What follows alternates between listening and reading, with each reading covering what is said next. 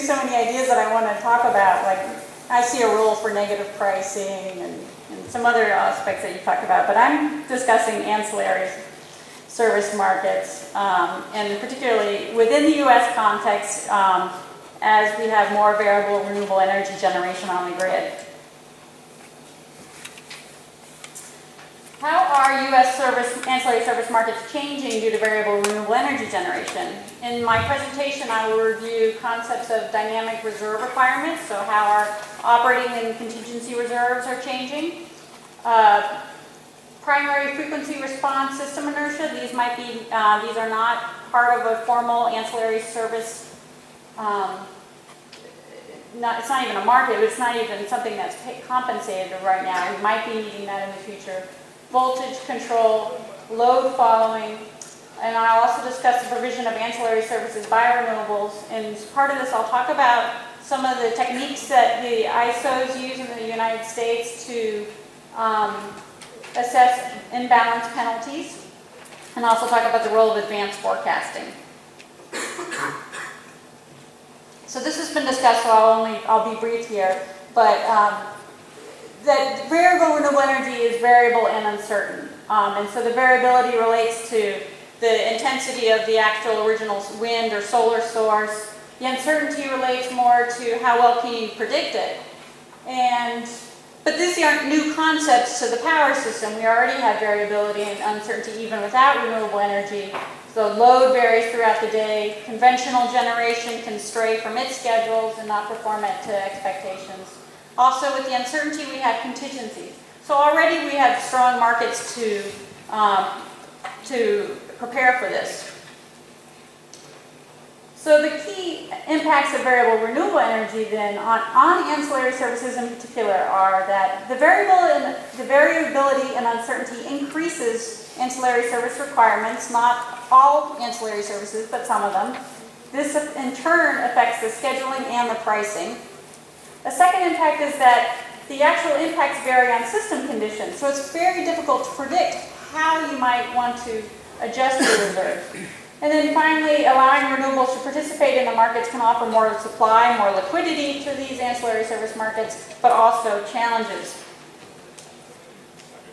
So first I'll talk about dynamic reserve requirements. Typically operating reserves have always been static.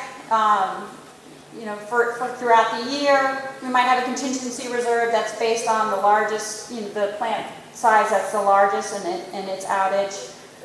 The reserve requirements would be the same between the day ahead and the real-time markets. What some of the integration studies in the United States have concluded is that reserves should change with actual and predicted conditions, and you would want these reserves to vary hourly. So if there's only 40 or 80 hours in the year where we're concerned about the ramp rate that will be required on the system due to dramatic wind change or the cutouts of the wind turbines, if we can just focus those extra reserves during that time, we can reduce integration costs. And some of the ISOs have been responding to this. So ERCOT has changed its rules to incorporate wind forecast error statistics, so what has happened in the previous month, in its determination of up and down regulation reserves and non-spinning reserves. Frequency responsive reserves. This has always been provided through the automated response of governors, and supply has always been plentiful, and therefore it hasn't been a compensated service. What we found in markets, now this is independent of variable renewable energy, but what we found in markets once we moved from vertically integrated utilities to the ISO organized markets is that frequency response has declined, and it's declined for two reasons. One, the use of governors reduces plant efficiency, so generators are less likely to want to use them. And penalties the generators can incur penalties if their governors allow for a schedule deviation. So already even before renewable energy, people have been talking about, well, maybe we need to somehow remove this disincentive from the markets.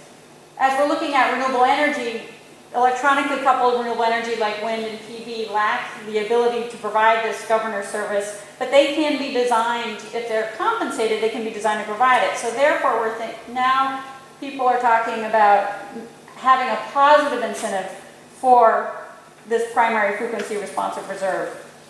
But we don't need this yet. So this is more just thinking as we're going forward, at what point would we want to add it? Similar to frequency response system inertia, which is, I don't know if you can see, it's small text on the graph, but this is prior to the governor use. This is just the initial seconds that system inertia allows you to maintain frequency. This also is not compensated. Conventional generators have provided this just as part of the grid integration, the grid connection, and wind and PV lack this. And so studies have already shown that in some periods where you have high wind and low load, the system inertia has degraded because you don't have as much conventional generation on the grid. So as we're looking at higher and higher penetrations of wind and renewable energy, this may need to be a new market product or a new way of compensating, for example, wind to provide this service. Voltage control, we heard a lot about that in the previous section. We don't have much of a market, and we learned in the previous session about some of the market possibilities, but it's very difficult to have a competitive market for reactive power because reactive power doesn't travel very far, so the supply is very local. It's also hard to model in the dispatch optimization because you need AC power flows. But as renewable energy increases, we might need to require wind to provide this if they're not already, they don't inherently provide this, so we might need to require this at an added cost. So the question with all of these has been, like, when do you start requiring these new market products and impose these costs? Load following is another issue. This graph shows net load today, that you have these predictable increases in load that you schedule generators to follow. With a lot of renewable energy on the grid, you have a lot more variability, and then you get net load that looks like the bottom graph, which requires the conventional generators to ramp up and down more frequently during the day. So this is not the minute-to-minute variations that maybe a regulation reserve provides, but nor is it, so this might be like a 3-hour event, and this is what normally we would have a contingency reserve for this, but perhaps we don't want to use our contingency reserves, which are for contingencies, for something that might happen more on a regular basis. So there may need to be a new market product for this. Right now, energy markets handle, in the United States, energy markets handle this kind of load following without any special product. And this graph demonstrates, for example, if you need over the 8 a.m. to 12 p.m. time period, let's say you need to ramp up and your base load can't ramp, your base load is operating at let's say the marginal cost at that hour is $10 a megawatt hour, and you need to add on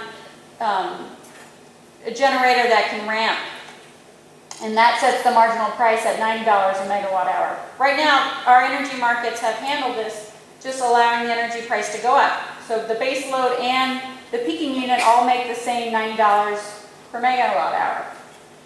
An idea for a ramp product in the future, as we're getting more variable renewable energy, is that you're only compensating the flexible resource for providing the service. You don't pay the base load the extra. So we might want to do this if we're finding that the energy markets are not allowing sufficient incentives. And therefore we can offer a product that would be valued at zero for most of the year when the power system can handle the ramping, and then during special events can add this ramp product.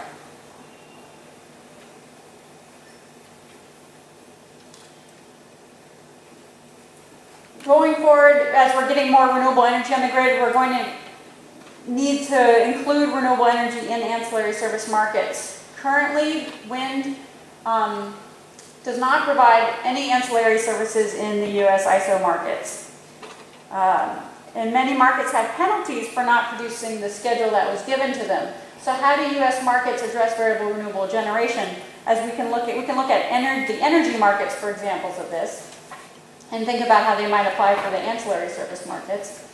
And then how do renewable energy generators participate in the market if they can't predict production? And that's where wind forecasting comes in. So I'll talk briefly about that too. Energy imbalance is often served not as a, it can be served as an ancillary service market, but it can also just be the service of real-time energy markets balancing out the imbalance from the forward markets. And FERC, in their Order 888, provided a stipulation of what penalty should be assessed if you deviate from schedule. And this was for all generation. And it was so tight that variable renewable energy wasn't able to participate. So FERC allowed a lot of the ISOs to modify that. And later FERC, in 2007 through Order 890, updated its imbalance penalty rules to allow a wind and solar specific imbalance adjustment. Now, I know, let's see, in India we have the UI rates, which allow a 30% tolerance band. So within the 30%, that cost of the imbalance gets socialized to the power system. And then beyond that, it's the wind generators who need to incur that. It varies, in the US context, it varies significantly based on which ISO we're talking about. So for example, in PJM ISO, self-schedulers can say we're going to provide this much output or this band of output, and if they miss it, it's okay as long as they're following dispatch. They're not going to be penalized. If they don't want to follow dispatch, then they will only be charged if the deviation is more than 5% or 5 megawatts. In ISO New England, the deviations between the day-ahead and the real-time rate schedules are settled at the real-time LMP, that's the congestion pricing, and wind is exempt from certain shares of uplift costs. In ERCOT, wind can be charged a penalty for deviations more than 10% from real-time dispatch. In the Midwest ISO, they have a new product called dispatchable intermittent resources, where wind can bid in as a dispatchable unit, and they get penalized an imbalance charge if they exceed 8% deviation from schedule for 4 or more consecutive 5-minute intervals within the hour. So this is I'm just putting this up here to try to capture that there is no sort of consensus way to handle the imbalance penalties or how to assess imbalance from wind, and given the difficulty in scheduling. However,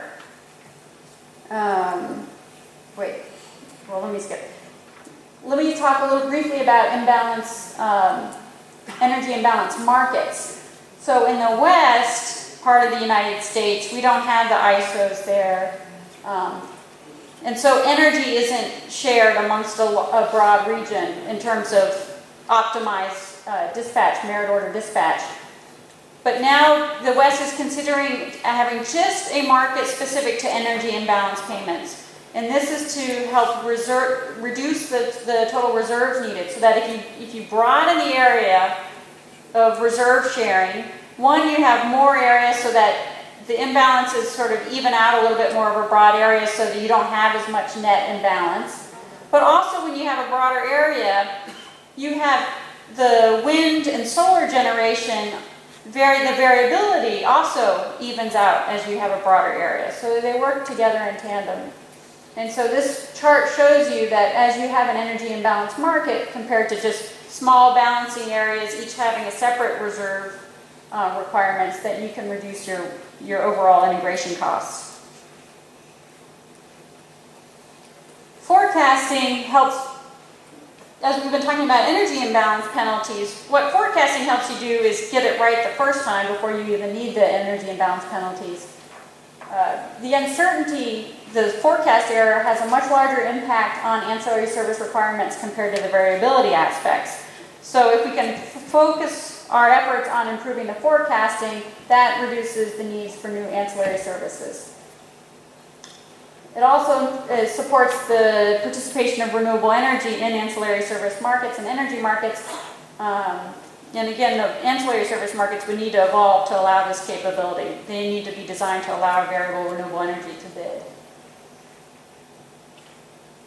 So in summary, wind and solar can affect the way that power systems are operated. Ancillary service market designs might need modification. We might be needing new designs. We're not there yet, but it could be coming soon. And then variable generators can have the capabilities to provide services and bid into the markets.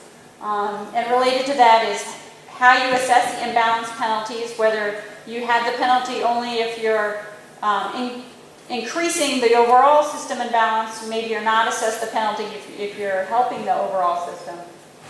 And then also the role of advanced forecasting can reduce these errors.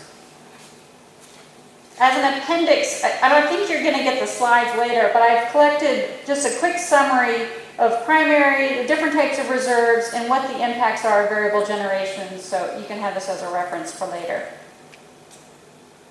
That's it. Thank you.